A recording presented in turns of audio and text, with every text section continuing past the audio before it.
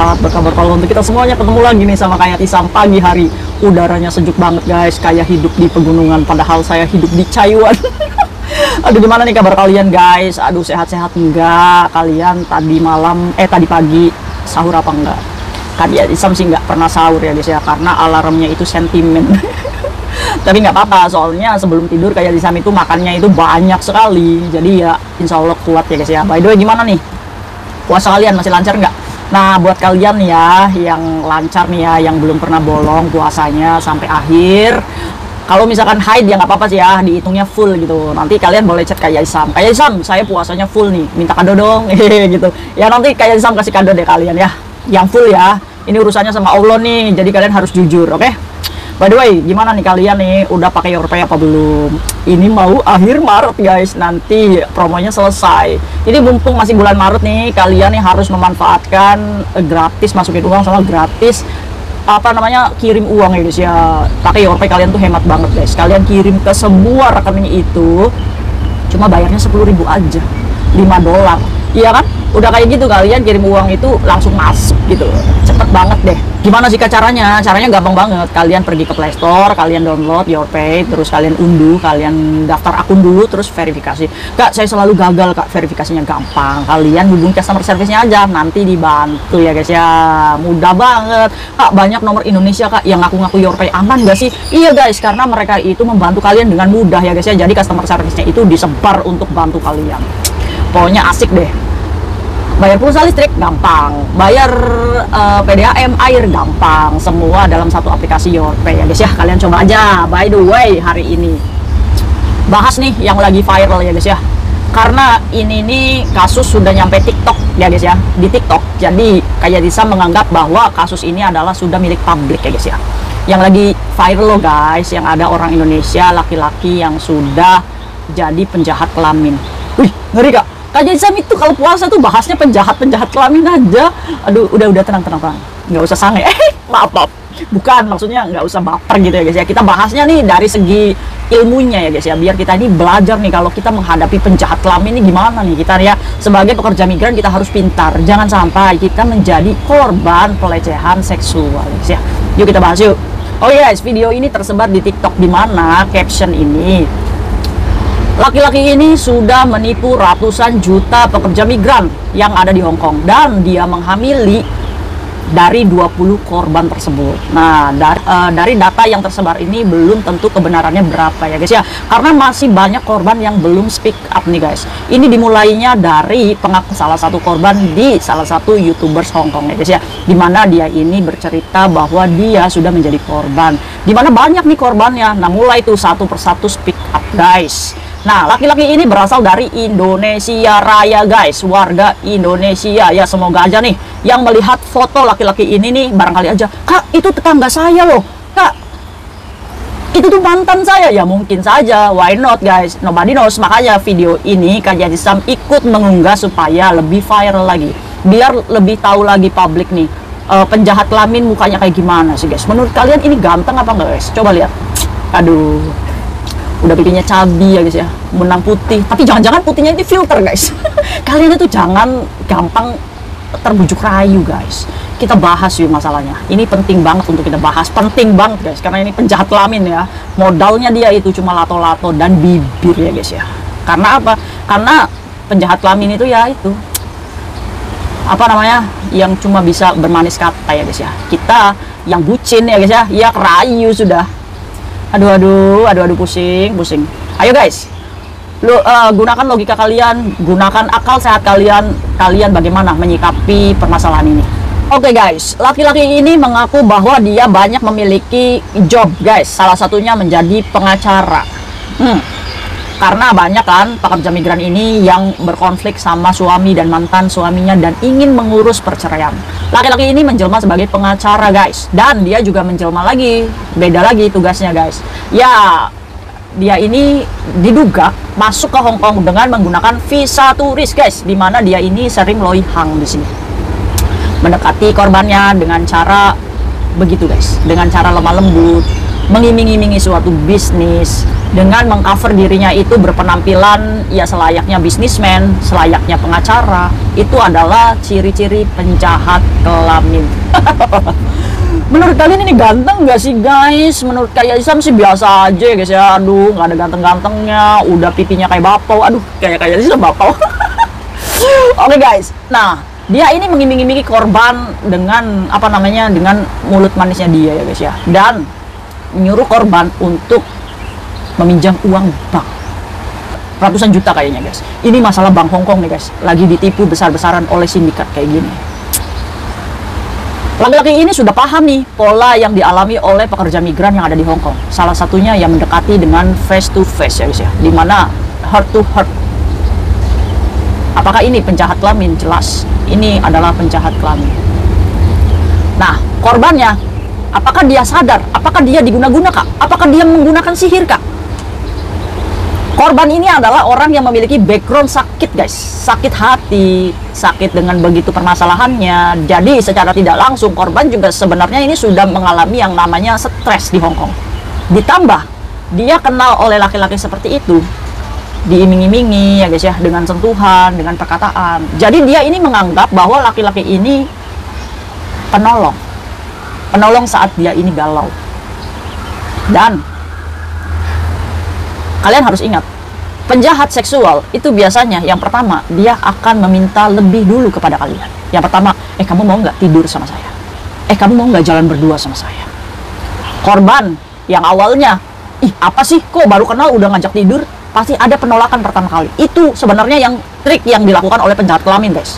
Yang pertama dia itu meminta lebih dulu kepada kalian. Jadi penolakan kalian ini akan membuat si laki-laki ini merasa kecewa ya guys ya. Karena kamu ini menganggap kalau dia ini orang yang baik, maksudnya bisa menjadi teman kamu, jadi timbul rasa bersalahnya kamu nih sama si laki-laki tersebut. Sehingga apa guys? Sehingga dari rasa bersalah yang kamu ada nih ya dalam diri kamu, jadi kamu ini gimana caranya nih biar bisa tetap bareng kayak gitu guys.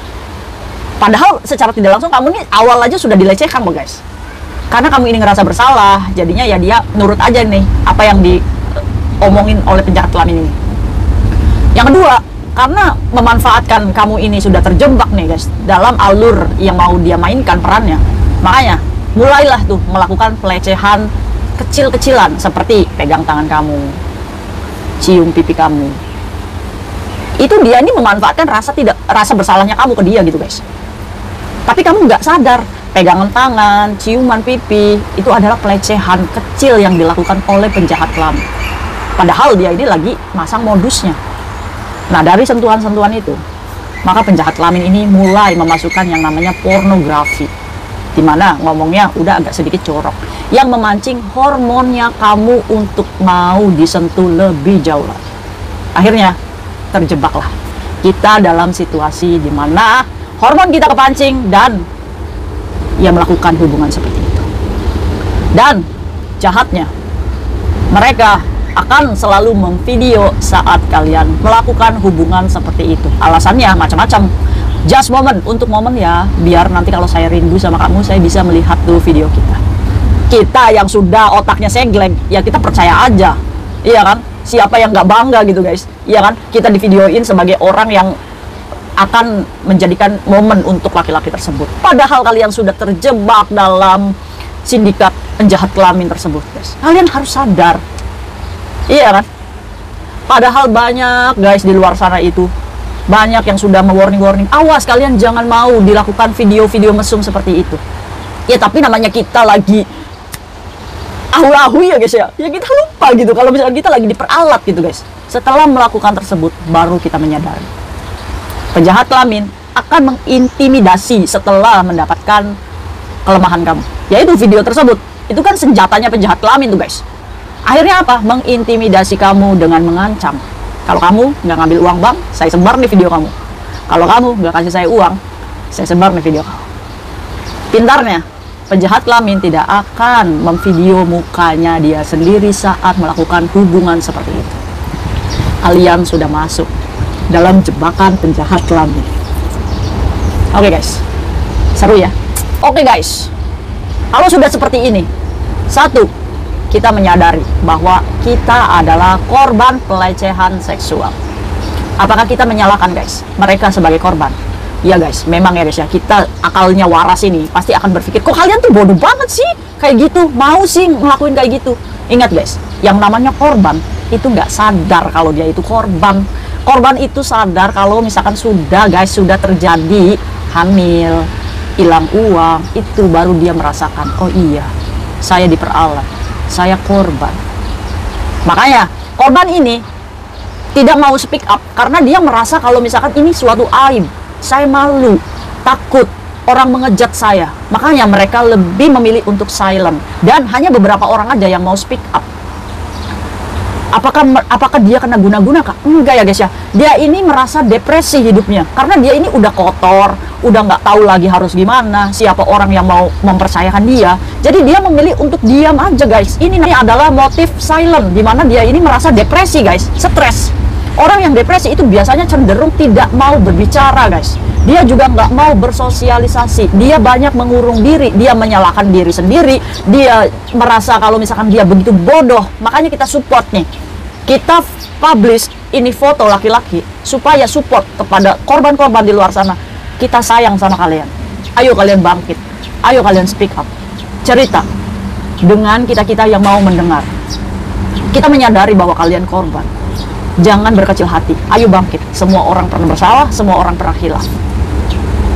Ayo, kalian pasti bisa. Kita sayang sama kalian semuanya. Jangan berkecil hati, kita perbaiki bersama. Apa yang bisa kita lakukan untuk menangkap penjahat kelamin tersebut? Selain kita mempublish dan kita memberikan support, apa yang bisa kita support? Uang untuk menyewa pengacara, insya Allah kita bisa ya guys ya.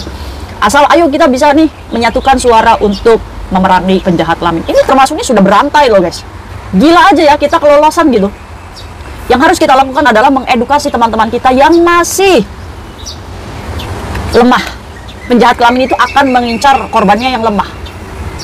Untuk itu, ingat kayak Isam ngomong, kita nggak boleh menjadi wanita yang lemah. Dan yang kedua, kalau kita sudah terintimidasi, apa yang harus kita lakukan? Melawan dan tegas, tidak perlu malu. Kalaupun nanti video kalian tersebar, kalaupun kalian menutup si penjahat kelamin dengan uang, tidak akan mungkin berhenti kejahatannya sampai di situ. Yang harus kalian lakukan, oke, saya salah. Apapun video yang tersebar, saya akan terima. Kalian pasti bisa menghadapi semuanya, guys. Oke, jangan mau diintimidasi. Buat kalian yang videonya diancam untuk disebar, pasrah sama Allah. Ya Allah, saya salah. Oke ya Allah, kalau misalkan memang aib saya harus dibuka, saya minta kekuatan ya Allah untuk bisa menghadapi semuanya ini. Oke, kalian pasti bisa melewati ini. Jangan mau kalian menghambur-hamburkan uang, apalagi hutang bank untuk menutup mulut penjahat kelamin tersebut. Kita sama-sama memerangi penjahat kelamin tersebut. Karena aset mereka itu cuma lato-lato guys, dan bibir. Sekali lagi, ayo kita perangi. Kita harus menjadi pekerja migran yang tidak boleh lemah, tidak boleh mau diintimidasi untuk disebar videonya. Udah bodo amat gitu. Kalau misalkan disebar ya udah sok sebar aja gitu. Orang saya nggak punya uang, saya nggak bisa bayar kamu. Silakan aja kamu sebar aja. Enak aja kamu udah dikasih enak-enak sama saya, kamu masih kayak gitu ya udah, don't care. Oke? Jangan pernah takut pandangan orang buruk terhadap kamu. Manusia itu berdosa semuanya. Manusia itu nggak ada yang suci semuanya. Oke? Berarti kayak Isam ngedukung dong kayak gitu. Enggak ya guys ya. Kayak Isam dukung nih korban-korban yang apa namanya? Yang ngerasa sendiri ya guys ya. Kalian jangan merasa berdosa sendiri ya guys ya. Intinya kalian harus sadar untuk memerangi penjahat kelamin tersebut. Corok ya guys ya penjahat kelamin. Ya tapi mau gimana guys, gemes. Yang bisa kita lakukan hanya memotivasi korban-korban pelecehan di luar sana bahwa kalian berharga. Kalian adalah seorang anak yang tetap dibanggakan oleh orang tua. Kalian adalah seorang pekerja migran yang keringat kalian adalah berkah. Perbaiki hidup, mulai sekarang akui kesalahan, akui kelemahan kita, dan jangan diulangi lagi. Oke guys, kita mempersempit penjahat-penjahat seksual di luar sana, warga asing. Itu, ya pokoknya dari manapun negara mereka, kita harus waspada untuk menjaga diri kita lebih baik lagi. Jangan mudah percaya, jangan jadi wanita yang lemah, jangan mudah diiming-imingi sesuatu. Kalian itu bisa mandiri. Penjahat kelamin 1:10 guys. Wanita bisa menjadi penjahat kelamin itu cuma 1% guys surveinya. Tapi laki-laki itu bisa 7-10% menjadi penjahat kelamin. Makanya kenapa laki-laki itu bisa juga menjadi pedofil ya guys ya. Yang menyetubui anak-anak juga. Karena apa? Ya kayak gitu guys risetnya. Untuk itu Dari survei ini, begitu banyak penjahat kelamin di luar sana. Untuk itu kita harus waspada ya guys ya. Semangat untuk kita semuanya. Ayo kita share nih video laki-laki ini. Buat kalian yang mungkin tetangganya atau kenal sama dia, speak up. Siapa dia? Karena dari para korban ini, nggak ada yang tahu guys identitasnya guys. Kenapa kalian itu pacaran itu harusnya ya guys ya. Kalau kalian pacaran, kalian minta dulu mana ID card kamu. Lihat dulu namanya guys, nama, alamat rumahnya gitu guys. Terus kalian foto tuh di handphone. Buat bukti nih kalau kita jalan sama orang ini, rumahnya di sini. Jadi kita tahu identitasnya. Jangan percaya aja namanya Alexander, namanya Christopher gitu. Karena keren gitu ya guys ya. Jangan percaya dari mulutnya aja gitu guys. Harus dilihat kayak dulu ya guys ya. Kalau kita menikah gitu guys, diiming-imingi saya punya mobil, saya punya rumah, tapi dilihat dulu BPKB-nya benar nggak tuh atas namanya dia? Benar nggak tuh sertifikat rumahnya atas namanya dia? Iya kan? Kita boleh aja ngomong manis-manis ya guys ya. Padahal buktinya kosong. Makanya kalian kalau misalkan pacaran sama warga asing, lihat dulu KTP-nya. Oh iya, ini namanya. Biar kalian tahu identitasnya ya guys ya. Apapun bisnis, apapun, say no. Oke, kalian keren, kalian hebat. Meskipun kalian mandiri ya guys ya. Sebenarnya apa ya guys ya yang membuat mereka itu mau melakukan ya guys ya. Soalnya ya guys ya, bude saya aja menjanda gitu ya guys ya. Itu lama tanpa suami dan dia bisa-bisa aja tuh. Ya kan? Kenapa di sini teman-teman kita nggak bisa gitu ya? Hidup biasa-biasa aja sendiri gitu. Kalian bisa hidup sendiri nggak? Ya tapi kayak kita juga kak butuh juga. Ya udah. Makanya cari laki-laki imam yang baik dari segi agamanya ya guys ya. Lihat dari segi agamanya yang bisa membimbing kamu ke surganya Allah. Amin. See you next video. Bye bye.